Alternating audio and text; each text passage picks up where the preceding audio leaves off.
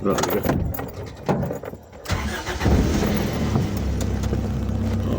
Okay, salamat sa Diyos. Bukas bro.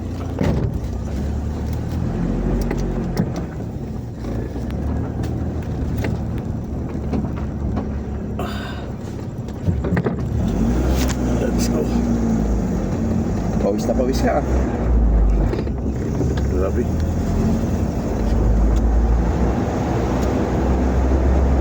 Yun nga bro, andyan yung ano. Alas 11 na ako natapos kasi nagluto eh. May kanin dyan bro. Pahinga ako ng konti. Oo, yan. Sana. Yung ano mo, painit mo. Yun. Ayan, sige. Ay, nakaturo. Ano?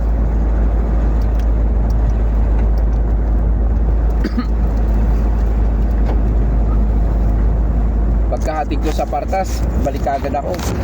Anong oras ka na Luto ako. Alas 4 umalis yun yung ano. Pero dumating kami dyan, mga ano na, 3:30. Sabi ko, uwi na kagad ako para makapagsalang kagad ako. Kasi magpuputol pa ako ng kahoy ko eh. Tapos ako kagabi alas 11, punas ako, hiniga ako na. Punas lang na, hindi ako napunas ng ano, delikado eh. Darang na darang sa ano. Oo. Kaya umuwang-amoy bro. Hindi nakakatulong yan. Libre bro.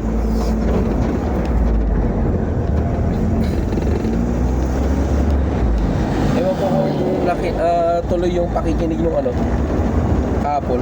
Eh, Nung isang araw pinuntahan namin nung nandito pa si Macy's ano eh. may lagnat yun isang araw. Oo nga, sabi nga. Oo. Tapos kahapon naman, si Brian ang nilagnat. Kaya solo lang siya magkahapon magtrabaho. Oo. Ay, bro, ituloy mo. Huwag kang dalawang isip. Oo. Kahit Dapat paglabanan mo yan, kahit medyo ano lang yan ng ano, kamo, ng kalaban. lang. Ililigalig ka lang. Tuloy mo kasi kung ano yun ang sa puso mo, tuloy mo lang. Diyos naman magpapasya. Oo.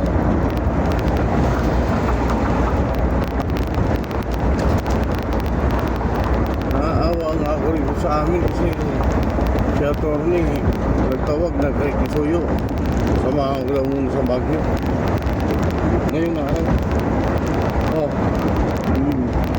Ngayon, Ngayong araw. pupunta ka sa Baguio. Okay. Mamaya hapon pa yan, mga late pa yan. Oo. Makakaigib muna ako ng maigi rito. Diba? Pag walang mag-iigib, layo ng iniigiban ko eh. Ang layo ng iniigiban ko. Malayo na. Munti ang Orlan. Oo. Diyan sa likod ng bahay nyo, sa taas. Oo. Wala na rin. Ibig sabihin wala na rin talaga tubig, mahina na. Yung nandito kasi sa amin, wala na. May kunti pa pero baka isang kitsil. Yun dyan sa baba. Kumusta sa taas? Ayos, sa tubig mo. Meron pa, nakakadilig pa ako. Nakakadilig pa ako isang oras. O kasi nakakapundo-pundo yung tubig mo dun eh.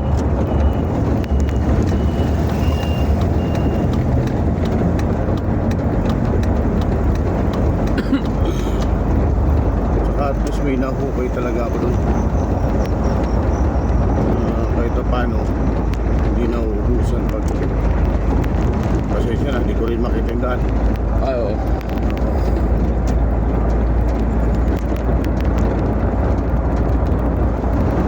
Kahit nung summer nung nakaraan, hindi naman nawawala. Tumitigil lang ang bagya. Kasi talagang side dun eh. Oo. Marami init. Nakakalaba pa ako, nakakapuno pa ako ng drum. Ngayon medyo manipis na rin dyan sa amin. Medyo manipis na rin siguro dyan sa amin. Kasi ang bukas namin 30 minutes lang eh. Apat kami, yung 30 minutes na pagbubukas namin, siyempre pag gumalaw isa, mamaya ng konti wala ng tubig. So magpapandar na uli yung isa. Oo. Apat kami dyan eh, nandyan eh.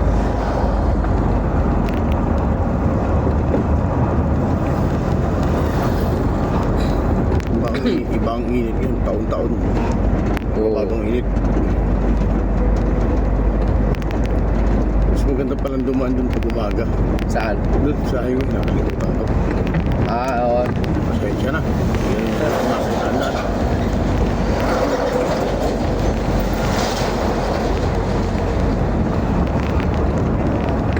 Dito ka na eh.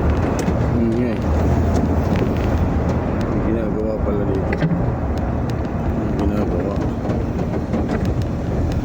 Kala ko si Brad, ano na to ah. Ah, Ano pangalan nun? Nasa ano? Yung kasama nyo dati, si Calvo, nandiyan nasa gitna ng bukid. si ano? Si Jess. Oo. Ay, hindi. Yung isa pa. Yung kasama nyo na. Si Toto. Toto ba yun? Pangalan nun? Si Toto ko, Ilonggo. Ilonggo yun to. Sa Toto. Sabi ko sa anak ko kanina, maaga kong magising, may pagsamba ako. Anong oras pa ako? Alas 3, alas na ako. Yung mamaya gigising. Kasi hindi mo ginising. May bata eh. Ako sinit ko talaga bro, 3:30 alanganin kasi yung alas 3 ko eh. Sabi ko, di balit, wala, ako lang naman mag-isa, paspasak ko na ka ako. Mainit kagad ako tubig ko pag-isip. Kasi nililigo ko talaga. Oo, naligo ako bro. Super lagkit nung ano ko. Gapat ka lang bro. Kasi pag ang bumbulang mo nadali yan bro, hindi ka mawala ng allergy. Lamig yan eh. Kaya ako pag ganito, hapat lang ako. Minsan harapan lang, likod dito. Gumawin ako ng mainit na tubig. Ha? Gumawin na lang ako ng mainit na tubig. Puro mainit na iniinom ko eh. Hindi mo makukuha yan. Pag umulan, dali mo.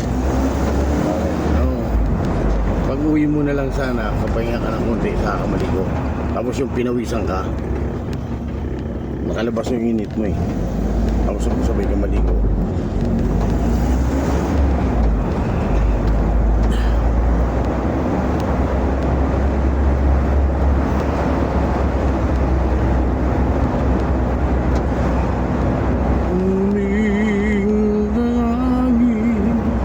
Kagabi, ramdam ko yung ano, yung medyo mainit pa.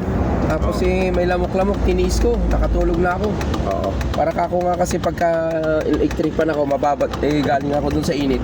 Tapos mag-electric pan, di sisip-sipin niya na yung lamig. Oo. Nakatulog naman ako, kaya sabi ko nga, para kahit paano makapaligo. Kulang din ang tulog ko. Tulog ko. Gumawa kami ng yelo. Anong oras? Ay ano? Naglalagay kasi akong yelo sa kabila eh.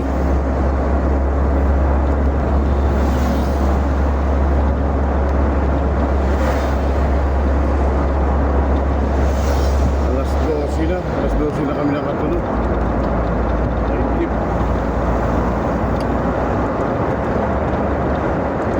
The long and winding road that's leading to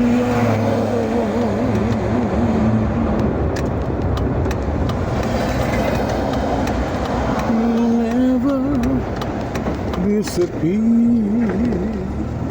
Magano tayo? Dito na ako sa bungan. Para ano? Mas 4:30 na ba? Saan daw kayo ang Ha? nag-PM? Saan daw kayo nag-PM? Sino? Ibig sabihin may live dun sa ano? Saan? Sa...